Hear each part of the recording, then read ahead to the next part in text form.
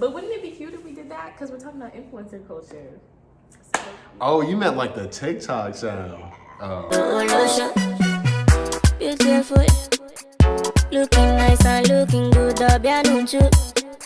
Say I go fit to chop you like my food. Beautiful, looking nice and looking good. what's up, guys? Welcome back to my channel. My name is Dolly, and if you're new here, I am a second-year dental student, and I make all types of videos: dental videos, lifestyle videos, advice videos. So definitely make sure you subscribe and tap in. I post new videos every Sunday. As you guys can see, I'm not in my typical filming location because I have a guest today, and I've never had a guest on my channel. So guest, who are you? All right, what's up, y'all? So my name's Eli. I'm a first-year dental student at BU, which, if you don't know, is the school that Dolly goes to. I also have a YouTube channel, Student Dr. Eli. I do like dental school vlogs, random videos, pre-dent advice, all that kind of stuff. So if that's your stuff you're into, go check it out. Really, anywhere you can find a link, I'm gonna drop his YouTube channel because it's really dope. Proud of you. Thank you. Yay! Okay, so today we are talking about social media influencer culture and like how that has kind of infiltrated into like the medical dental field, because obviously Eli and I are both dental students, but I thought you was about to say influencer. I was like, don't. dental actually. Okay, so Eli and I are both dental YouTubers. students Yeah, and YouTubers. We're both dental students. But Eli actually makes TikToks as well. All right, you out. So he just made a funny point. I was gonna call us dental students, but Eli just said that he does not self-identify as an influencer. No, I don't. No. Why don't you self-identify as an influencer? Look, I'm already gonna get to ranting. Here we go. Wait, pause. Before he does this, I want to tell y'all what an influencer is. I looked it up. According to Google.com, an influencer is somebody who has established credibility in a specific industry and has access to a huge audience and can persuade others to act based on their recommendations. So based on that definition, why do you think that you're not an influencer? All right, so like my friends that know me, like before I started my YouTube channel and stuff, know that I don't like influencer like culture in general. I call myself a YouTuber, not an influencer, because I just make YouTube videos. And TikToks. I mean, in reality, I make TikToks so that more people can find my YouTube videos. I don't dance on TikTok. You can go look for yourself. You should. No. I have some credibility, but it's not like I graduated. Like, I'm literally not even done my first year yet. Audience, I have like, I don't know, 1,200 some subscribers. I don't find that to be a huge audience. That's a milestone. It is a milestone. Y'all know, I actually just hit 500 the other day. So 1,200 that's a milestone. I feel like I'm just a YouTuber, like, and I don't even really like calling myself that. I would call myself a vlogger, like I'm a vlogger, and that encompasses YouTube and TikTok. I disagree with you, and let me tell you why.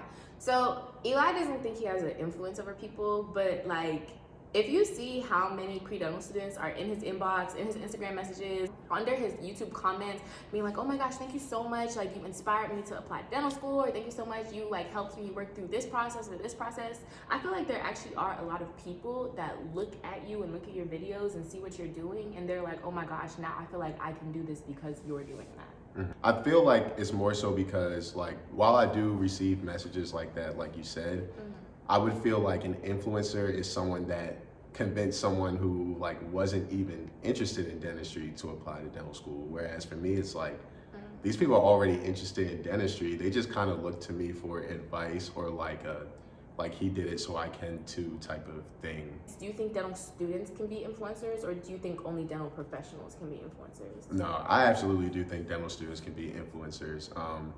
Because I mean, I personally consider being a dental student part of the dental profession.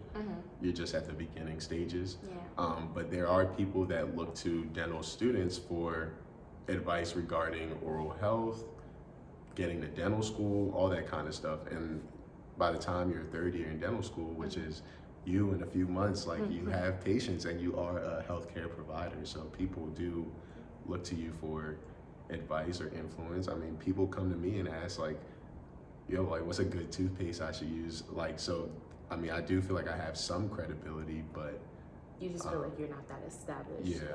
For me personally, when I was kind of applying to dental school, I would look on YouTube and look on Instagram. But I think there was one girl, she was a student. Her name was Laura Smiles. I'm gonna link her YouTube channel down below. Have you ever seen her YouTube videos? Yes, okay. I think I have. Okay, yeah. She kind of like introduced me to the idea of vlogging my journey through school, and like that wasn't even something I even thought to do until I started seeing her videos. And she would, you know, vlog sim lab and her morning routines and stuff like that, and I was like, oh, like that could be something I could do. What do you feel like got you into making YouTube videos through school? So I definitely have two specific channels that like I looked at when I was a pre-dent and when I was pre-med, and like both of these channels inspired me to start my YouTube. So essentially, like a little bit about me, like I was pre-med all through college and like 2 years after college. What? I actually didn't know that. Yeah. Oh. So I really wanted to be an orthopedic surgeon, and like I feel like one day I just randomly hopped on YouTube and I came across Dr. Antonio Webb's channel, and he was like, I was like, this is perfect. Like he's a Black orthopedic surgeon. Like I feel like on YouTube you already don't really find that many Black creators in the like health profession in general. And I don't even know like if I've ever seen any other Black doctors on YouTube, Black male doctors at least. When I switched to dentistry, I was looking for something like that. And that's when I came across Future DDS, Tyler and Tyrell's channel, yeah. And so I was like, okay, like this is perfect, because I was like, I'm literally seeing two Black men in dental school on YouTube. They were doing more so like informational videos.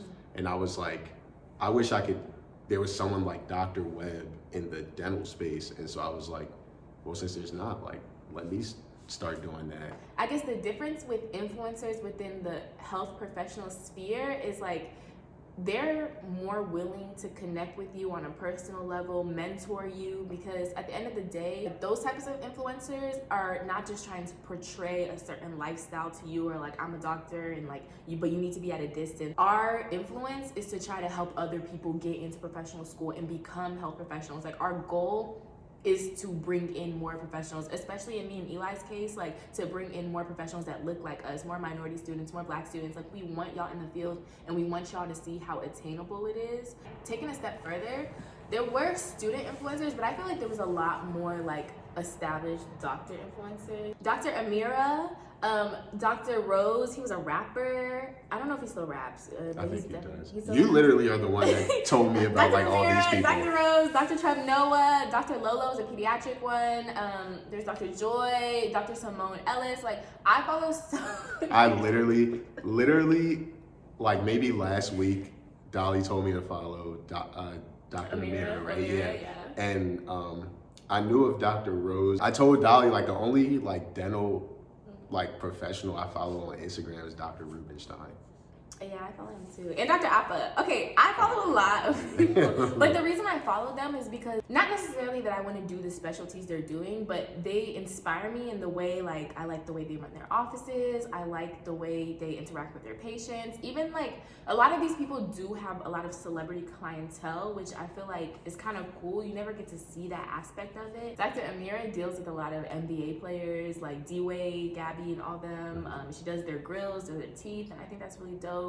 People like Dr. Appa, they have multiple offices, Dubai, New York, LA. They show a different side of dentistry that I feel like you don't really see. It's not the mom and pop cookie cutter dental office. It's so many people whose parents are dentists and they know like, oh, I'm definitely doing that, because they seen the side that like people don't see. So like that's the whole point of the YouTube, like showing people, you know, the stuff you can do. And even on Instagram, like you said, like showing people the stuff you can do. You can have an office in Dubai and New York and LA and like be an influencer, like travel. Yeah, you can like, work on celebrity clients. You can be a rapper. Like you don't have to be just a dentist. Like Amira, she is on the cover of magazines. She's doing interviews. Like she travels. She has a family. D-Rose is a rapper. Even there's another one who just graduated from Howard, Dr. Bibe. Oh, that's my guy. Dr. Bibe is actually like one of the first dental students I met. So like when I was like on the fence of switching between pre-med to pre-dent, I hit up my friend. At the time, she was a D3 at Howard, and I think Bibe was a D4. And like I just went up to Howard and like she showed me around, And I ended up meeting B-Bay, like just walking across the street. She was like, oh, that's my friend B-Bay. Like he raps, like he's like, she basically introduced him as like the Howard Dental School influencer like type of thing. But like he was real cool, you know. I kind of want us to segue because obviously we've, you know, said Eli and I are both YouTubers and we both film content at school on occasion. So how did your classmates find out that you were a YouTuber and what was that like? When I first started my YouTube, like I didn't tell my parents. I didn't tell like any, like only people I told was like, I put a post on Instagram and that was who knew, right? I never really bothered telling like my parents or any family members or anything like that. Of course they ended up finding out, but I mean, what is my life? No, I told my mom, my sister, my dad. I made them pray over the channel. I mean, I intended on telling them when I was ready. Okay, so it was never gonna be a secret. Right? No. I wanted to wait till I was ready. Gotcha. I didn't tell my parents because I was like kind of nervous of what they would think or like, you know, whatever. Mm-hmm. And so I didn't want to tell my classmates because, like, same thing. Well, okay, so partially that, but also like, I didn't want my classmates to look at me as like the influencer or the YouTuber. Yeah, you know what I mean? Like so I didn't say anything. They started following me on Instagram. Like eventually they were gonna see it. Yeah. And so the way that I told them basically was I had planned on putting some of them in a video, and I wanted to make a video about choosing the right dental school. So I literally just wrote in the group me like, hey guys, so some of you may know or some of you may not know, but I have a YouTube channel and I wanted to make a video like asking some of you like what you considered when you were picking a dental school. Honestly, like I was very surprised at the reaction. I feel like one person was like, yo, you have a YouTube? Drop the link right now so every single one of us can subscribe. I was like, okay. And literally like that day, I went from like 450 subscribers to like 500 and something. Oh, wow. Like, yeah. I feel like I also had a very positive experience. I remember I was kind of like, yeah, I don't want them to just find out randomly, but I also don't want it to be, I don't want to be weird about it. So I remember I dropped one of my videos in the class group meeting. I was like, hey guys, if you have any, you know, pre-dental students that you mentor or anything, could you share this with them? Because I didn't want it to be like, oh, y'all watch my channel, you know? Yeah. I was like, if y'all know any pre-dents, you know, here's the link. Mm-hmm. And they were super supportive, you know, they liked the message. Even now, sometimes they'll be like, oh, I watched your video. Well, y'all know I took that huge hiatus. When I came back, they're like, oh, I watch your videos, or during the hiatus, they'd be like, when are you gonna post another video? And I was like, I was asking you like once a week. The reason I told y'all why I had to go away, and it's something that no one really talks about, being an influencer on its own is already a lot of work. Now, try and be an influencer while you're in a professional program. Let's talk about it. Let's talk about it. Like, tell the people. We're here kikiing, you know, it looks like we're chilling. It looks like, oh, we have free time. I have been in lab since 8 a.m. doing partial dentures. Eli was in lecture. Were you in lecture today? No, I actually didn't have class today. Eli was studying for an exam that he has this week. Yeah. We had to, in fact, me and Eli were supposed to film this like last week. Last week. Last week. And we couldn't get a day because we're so busy. Like, what? Like, how do you balance it? How do you juggle? How do you be a YouTuber, a TikToker, and a dental student? So first off, you gotta stop calling me a TikToker. I'm literally in the middle of filming a week in the life. Like, I have my camera sitting right here. Right there. Like, I like vlogging. Like, I don't have to go out of my way to make a video. I just have to bring a camera with me. So that does save me some time, but like, it's a lot of work. Like, and that's why I'm like, sometimes when people tell me like, oh, they're gonna start YouTube, blah, blah, I'll be like, okay, yeah. Like, you know, what it requires. Like, that's what I'm saying. Like, I don't want to discourage anyone from doing it, but like, I promise you, a lot of the people that like want to do this literally just can't. It takes too much time, too much effort, and like, if you're not good at balancing things or like time management, like something's gonna have to give. It's gonna be YouTube or your influencers stuff that you're doing, or it's gonna be your schoolwork. And you never want to what be comes school. first, right? for me personally, putting myself out there also means like I have a reputation to uphold. So like, I'm not trying to fail a year. I'm not trying to, you know, none of that. I don't want any of that stuff because I don't know, like it's just too many eyes on me now. So I feel like that also adds to the pressure, like to do well in school. You feel pressure to perform from being a YouTuber? Yes. Ooh, talk Absolutely. about it. Talk about it. What kind of pressures do you feel like you have to be top of your class or like? Nah. What's the pressure? Honestly, like, so it's two different things. One being obviously can't fail out of school. Like Definitely, that's not an option. That's not an option. So I mean, that pressure is gonna be there regardless of YouTube or not. But at the same time, like I need dentistry for my YouTube. If I'm not successful in dentistry, my YouTube will not be successful. So that is always going to be first and foremost. But also, like, I don't necessarily feel the pressure to get good grades, but at the same time, like, majority of my subscribers know I have some kind of interest in orthodontics. And if that doesn't pan out, it's going to lead to questions. And granted, you was on that vlog camera all day. You was studying. So there's that. There's, you know, there's like a lot of reasons why people can look at my YouTube and say, like, my priorities aren't in line. You know what I mean? People love to jump to conclusions. People love seeing you not doing well. So my thing has always been like, I don't want people to have any reason to like look at my YouTube and think like there's something I'm not doing that I'm supposed to be doing in order to do this. If you have a good work ethic and you're good at balancing things, you can make it work. And there's always like a plus, a positive. For me, the reason that I continue to do my YouTube channel and the reason that I like, you know, putting stuff out on Instagram and that type of content is because there is not a lot of people, dental students, dental professionals, pre-dents, that look like me and Eli.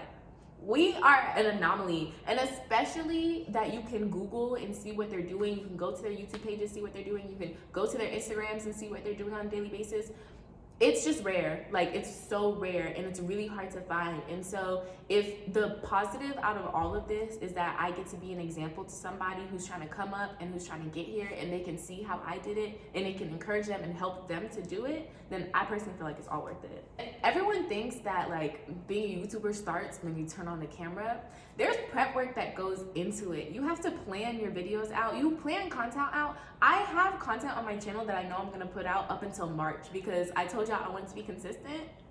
And if I did not plan out up through March the videos that I was gonna post every Sunday, y'all would not be getting videos. Yeah. Because especially when you're in school, you're tired. You come home, you do not want to write out an outline for a video.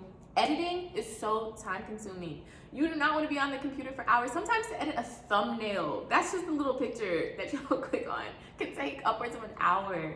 And it's low-key one of the most important parts of like a YouTube channel, video, whatever, like, because that's what gets people to click on your video, especially the ones that don't know you, and that's who you're looking for, because it's only so many times you can post your videos on Instagram. All your followers seen it already. They decided whether they want to. Whether they want to keep tuning in every week. So how do you find those new people? You gotta have the fire thumbnail. You gotta literally as a YouTuber, like you have to think and plan out ways to get your content out there, as well as make videos, make thumbnails, do all this. Like literally, it's like a full-time job on top of being a student. You're a content creator, you're an editor, you're a marketing exec, because you have to market your content. Like, the thing is, don't ever come into this influencer game and think all your friends, they're entitled. Because the thing is, if you have good friends, obviously, they're going to promote for you because they love you. But don't ever be entitled to think your friends have to do that, because they don't. Your friends don't have to post your videos. Your family doesn't have to post your videos. So you have to come in here with the mindset of, it's my job and my job only to boost my content as much as possible. Because if you come in and you're like, oh, you didn't post my video today, my new video that I dropped this week, oh, you're fake, I'm cutting you off, you're gonna have no friends. Right. Yeah, literally. And it's not to say that people are fake or anything, it's just you have to remember, this is your thing, this is your content for you to market, for you to promote. When you become a YouTuber, everyone thinks that automatically you're just gonna have all these subscribers and content, you're gonna be monetized in a week. No, nobody talks about, okay, can we talk about that? Yeah, let's talk What's about the process to getting monetized? Like, Yeah. what is that? How do you do that? How do you start making money from YouTube? So, in order to get monetized on YouTube, you have to have 1,000 subscribers and 4,000 watch hours. So that means out of all of the videos you've ever posted, people have had to watch 4,000 hours of your content. 4,000 hours.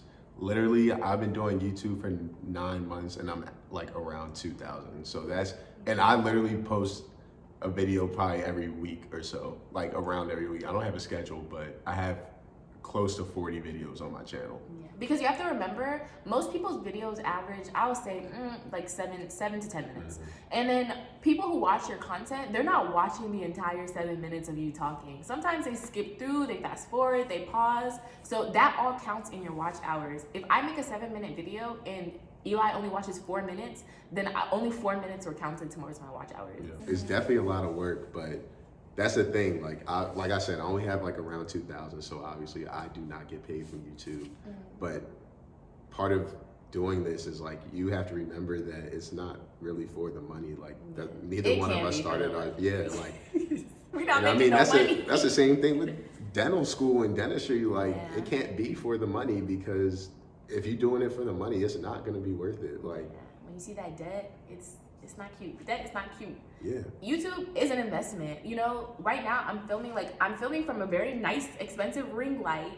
Eli has a very nice, expensive camera. Like, this is our own money that we had to invest. So this is debt too. This technically, is debt, like I have put more money into my YouTube than I have gotten out of it. Like I have gotten paid from things because of YouTube, but I have not gotten paid directly from YouTube. I will say though that even though me and Eli are still at like the beginning stages of our like YouTube journeys and stuff like that, I know it's possible to get there and to be making good money and all that, because there is an influencer in our school. Boston Food, yeah. I actually met her, and like the day that I met her, she was like, next week I'm going on Nick Cannon's like morning show. So she's a fourth year at our school, and she goes around Boston food spots, and she just like has a food Instagram and she eats. Oh, it's just cool to see that like it's possible. Cause listen, we got a lot of loans. So like that's the type of places that like this stuff can take you. Yeah. And like for her it's cool because like it has nothing to do with dentistry. It's literally just food.